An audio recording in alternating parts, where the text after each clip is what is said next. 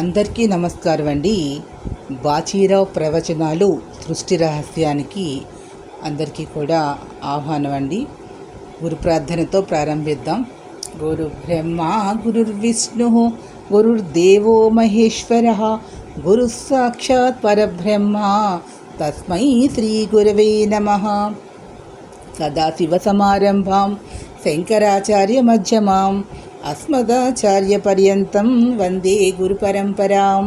అస్య శ్రీ సూర్యవరప్రసాదిత శుక్లయజుర్వేదః మూలమంత్రః మూలగురుః యాజ్ఞవల్క్య ఋషిః కౌండిన్యముని కానుముని నమో నమస్తే.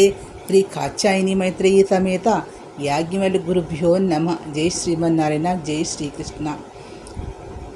ఆది గురువైనటువంటి శ్రీ గురు దక్షిణామూర్తి పాదపద్మాలకి, జగద్గురువులైనటువంటి శంకర్ భగవత్పాదుల వారి పాదపద్మాలకి, శుక్లయజుర్వేదానికి మూల గురువైనటువంటి కాత్యాయని మైత్రేయీ సమేత యాజ్ఞవల్క్య ఋషి పాదపద్మాలకి నమస్కారాలు తెలియజేసుకుంటూ, నాకు ఈ దేహాన్ని ప్రసాదించినటువంటి నా తండ్రికి, ఈ దేహంలో జీవాత్మని ప్రవేశపెట్టినటువంటి ఆ పరమాత్మైనటువంటి శ్రీమన్నారాయణుడికి, నారాయణుడికి ఇష్టమైనటువంటి జ్ఞాన సభకి కూడా నమస్కారాలు తెలియజేసుకుంటూ బాచీరావు ప్రవచనాలు సృష్టి రహస్యాన్ని ప్రారంభిస్తూ ఉన్నాను.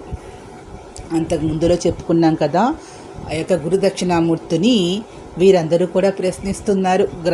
గ్రహలోకములు అంటే ఏంటి, గ్రహముల ప్రభావం మానవుల మీద ఏ విధంగా ఉంటుంది, ఇందులో ఎంతవరకు సత్యము ఉన్నది అని అడుగుతూ ఉన్నారు. ఇక్కడ చెప్తూ ఉన్నారు దక్షిణామూర్తి నుంచి మనకి శబ్ద తరంగాలు, కను తరంగాల రూపంలో, కాంతి తరంగాల రూపంలో మనకి వస్తూ ఉంది సమాధానాలని చెప్పుకున్నాం కదా.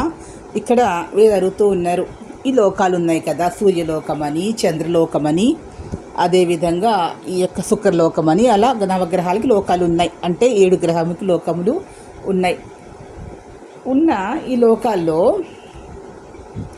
ఇక్కడ ఈ లోకాల్లో ఏ విధంగా జీవం ఉన్నది అంటే, ఆ లోకాల్లో కూడా పరివారాలు ఉంటారు. ఆ గ్రహాలకు సంబంధించినటువంటి పరివారాలు ఉంటారు. వారి భార్య, పుత్రులు, వారి యొక్క ఆ సేవకులు అన్నీ కూడా. అంటే గ్రహములు అంటే వారి యొక్క బాధ్యతలు ఉంటాయి కదా, అది కూడా వారి యొక్క ఒక వృత్తి, ఉద్యోగము లాంటిది. ఈ గ్రహాలకు కూడా పరమాత్మ వారికి ఆయా విధములైనటువంటి బాధ్యతలని అప్పగించాడు, అష్టదిక్పాలకుల మాదిరిగానే వీరికి కూడా. అయితే వీరి ప్రభావం ఉంటుందా అని అడుగుతూ ఉన్నారు. అప్పుడు చెప్తున్నారు, ఈ యొక్క జీవాత్మ చేసినటువంటి కర్మలని ఒక దేహముని తీసుకొని అనుభవిస్తూ ఉంటుంది అని మనం చెప్పుకున్నాం కదా. ఏదైతే వారి యొక్క జనన సమయం ఆధారంగా గ్రహముల ప్రభావములు ఉంటాయి అని జ్యోతిషశాస్త్రం చెప్తుంది. జనన సమయం అనేది ఏ విధంగా వస్తుంది అంటే, వారి యొక్క కర్మలు ఆధారంగానే జనన సమయం వస్తుంది. ఆ సమయం ఆధారంగానే ఈ గ్రహాలన్నీ కూడా ఆయా స్థానాలలో కూర్చొని ఉంటాయి. అంటే ఇక్కడ మూలం ఎక్కడ, ఆ జీవాత్మ యొక్క కర్మ విశేషాలు. అంటే అతను ఈ లోకానికి వచ్చి ఏమేమి అనుభవించాలి, ఏమేమి పొందాలి, ఏమేమి పొందకుండా ఉండాలి అనేవి నిశ్చయం అవుతుంది కదా. ఆ నిశ్చయమైన దానికి ఆధారంగానే ఈ గ్రహములు అనేటటువంటివి, ఎక్కడైతే ఈ గ్రహములు కూర్చొని ఉంటే వాడు ఆ యొక్క వ్యక్తి ఆ యొక్క ఫలితాలను పొందగలుగుతాడో, ఈ గ్రహములు ఆయా స్థానాలలో కూర్చొని ఫలితాలను ఇస్తాయి. ఆ దేహము అనేది భూమి మీదకి వచ్చిన మరుక్షణము అని చెప్తారు.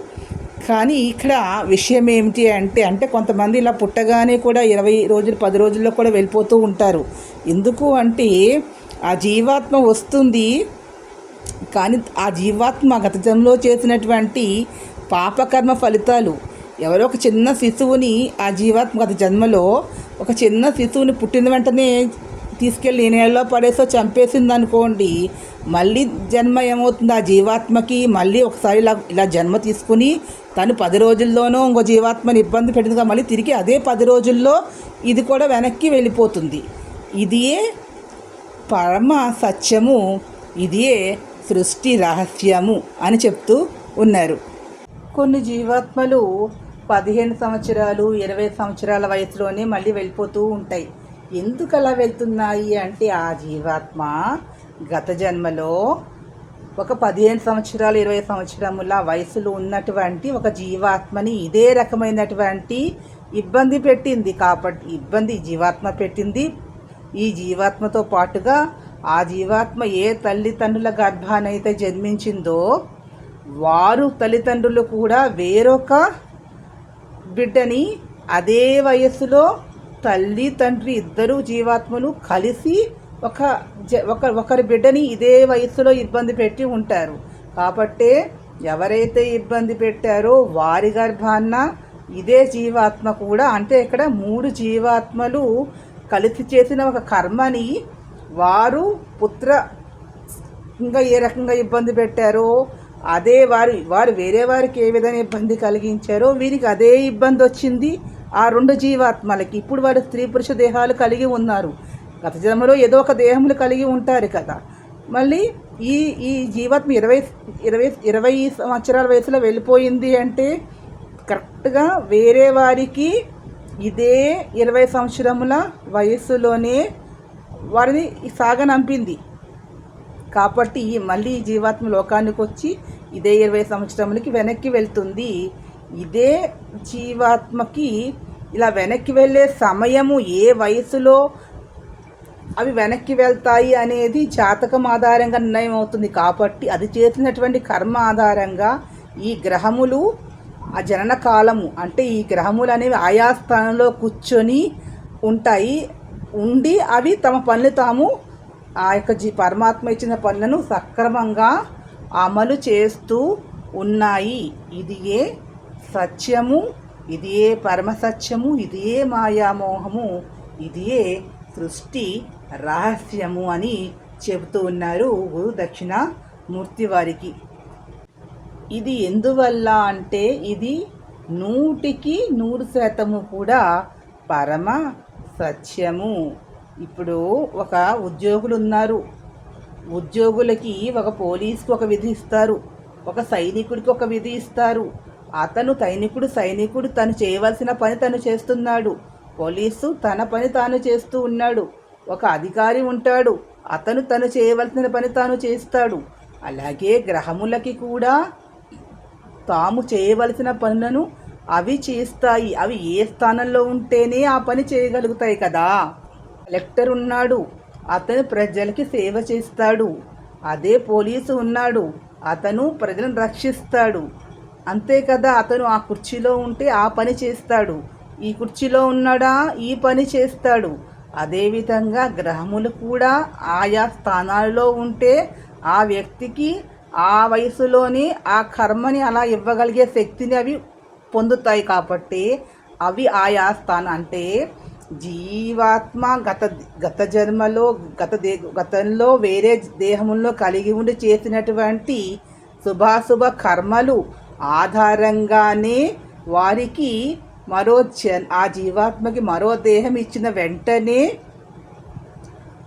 వారి కర్మలు అనుభవించడానికి ఎవరి చేత వారి కర్మలు అనుభవించాలి అంటే ఈ గ్రహముల ద్వారానే అనుభవింపచేస్తూ ఉన్నాడు. అంటే తన యొక్క సేవకుల ద్వారానే తన్ను సృష్టించిన జీవాత్మకి మరి ఒక దేహమును ఇచ్చి ఆ జీవాత్మ చేసిన కర్మఫలములను తన పరివారమైనటువంటి ఈ గ్రహముల ద్వారానే వారికి అనుభవింపచేస్తూ ఉన్నాడు. అంటే శిక్షని ఇస్తూ ఉన్నాడు, ఆనందాన్ని ఇస్తూ ఉన్నాడు, బాధని ఇస్తూ ఉన్నాడు. ఎవరి ద్వారా ఇస్తున్నాడు అంటే ఈ గ్రహముల ద్వారా ఇస్తూ ఉన్నాడు. అంటే ఈ గ్రహములు అన్నవి ఒక ఉద్యోగులు మాదిరి లాంటివి. అంటే పరబ్రహ్మము దగ్గర పనిచేసే సేవకులు, పరబ్రహ్మము చేసి ఆజ్ఞలను పాటించే సేవకులు మాత్రమే ఈ యొక్క గ్రహములు అన్నవి. ఇక దుష్టగ్రహములు అన్న ఉంటాయి. దుష్టగ్రహములు అన్న దుష్ట శక్తులు అంటే ఒక దైవక శక్తి ఏ విధంగా ఉంటుందో అదే విధంగా, అంటే మనం పరమతమో గుణము కలిగినటువంటి దేవతలు ఉంటాయి కదా. ఈ పరమతమో గుణము కలిగిన దేవతలని ఈ లోకంలో ఉన్న భూలోకంలో ఉన్నటువంటి మానవులు ఇంద్రియ వ్యామోహముతో అరిషద్వర్గాలను జయించలేక ఈ కలి పురుషుడి యొక్క మాయా మోహము వల్ల వీరు ఏ విధంగా ఈ లోకంలోనే అంటే ఇక్కడ దేహం అశాశ్వతము అనే భావనని మర్చిపోయి భోగాలను కోరికలను తీర్చుకోవడానికి భోగాలు అనుభవించడం కోసమని ఈ తమోగుణ ప్రధానమైన దేవతలని ఆశ్రయిస్తూ ఉంటారు కొంతమంది తమోగుణము కలిగినటువంటి ఆ జీవాత్మలు. అవి ఏం చేస్తాయి? ఆ తమోగుణము కలిగినటువంటి జీవాత్మలు ఎప్పుడూ కూడా సత్వగుణము కలిగిన శుద్ధ సాత్విక తత్వము కలిగి ఉన్నటువంటి జీవాత్మలను ఇబ్బంది పెడుతూ ఉంటాయి ఈ తమోగుణ దేవతలు. ఈ తమోగుణ దేవతలకి కూడా గ్రహములు ఉంటాయి. అంటే తమోగుణ దేవతలకు కూడా పరివారం ఉంటుంది. ఈ తమోగుణ దేవతల పరివారం ద్వారా వీరిని ఇబ్బంది పెడుతూ ఉంటాయి. అంటే ఇది పరమాత్మ యొక్క సృష్టికి వ్యతిరేకముగా ఎప్పుడు చేస్తూ ఉంటాయి?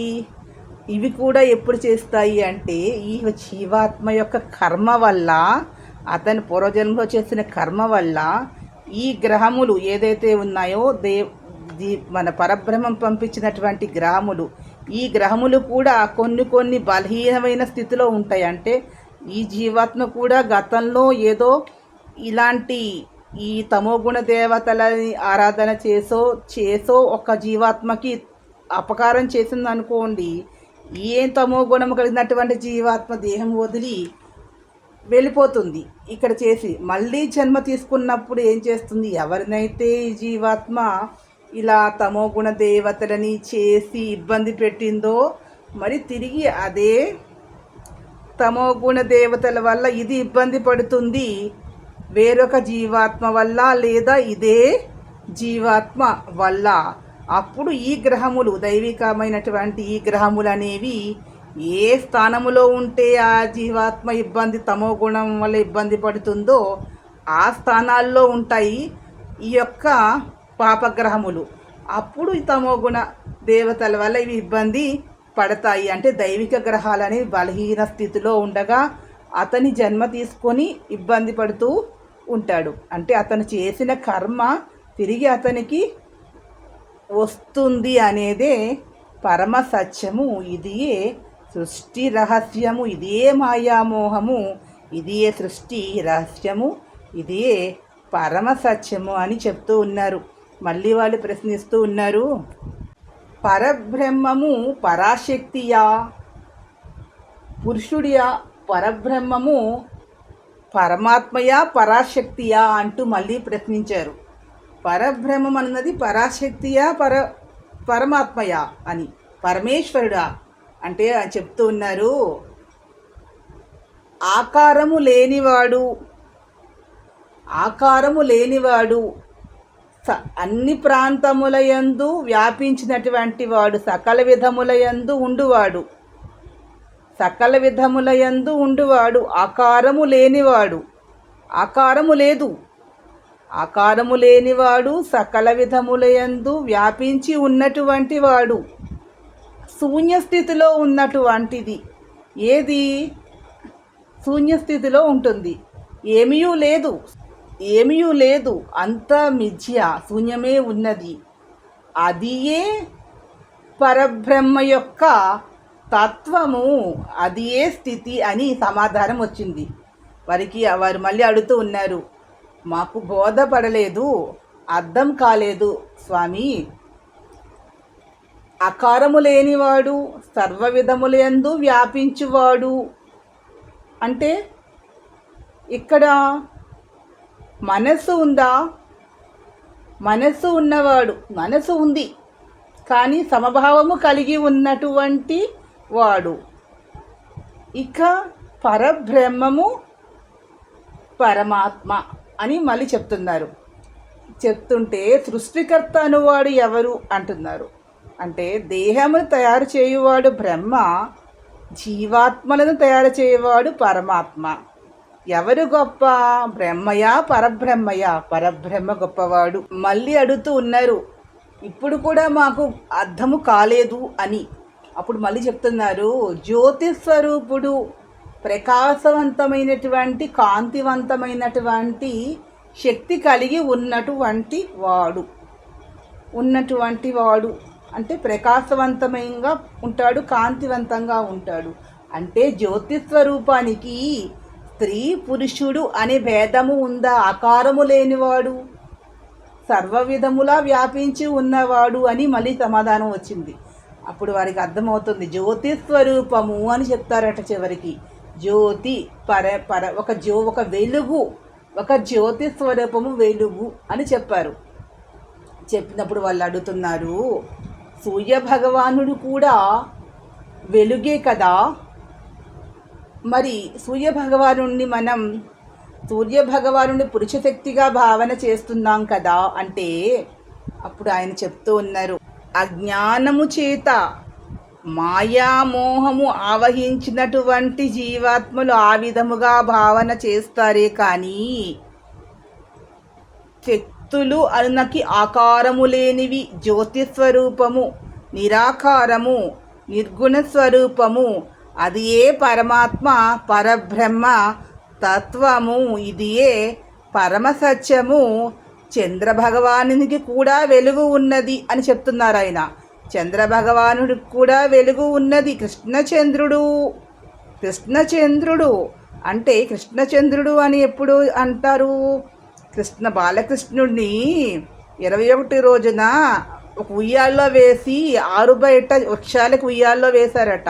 వేస్తే చంద్రభగవానుని యొక్క కాంతిని అంతా కూడా కన్నయ్య తీసేసుకున్నాడు. అప్పుడు చంద్రభగవానుడి 16 కళ్ళు కృష్ణయ్య సొంతమై ఇచ్చినవాడే తీసుకున్నాడు. ఇచ్చినవాడు పరమాత్మ కాబట్టి తీసుకునే ఉన్న నిరాకారము ఆకారము లేనివాడు చంద్రభగవానుడు కాంతివంతము వాడే కదా. సూర్యభగవానుడే కాంతి కాదు, చంద్రభగవానునికి కూడా కాంతి ఉన్నది కదా. కాబట్టి పరబ్రహ్మము అన్నది ఆకారము లేనివాడు, జ్యోతిస్వరూపుడు.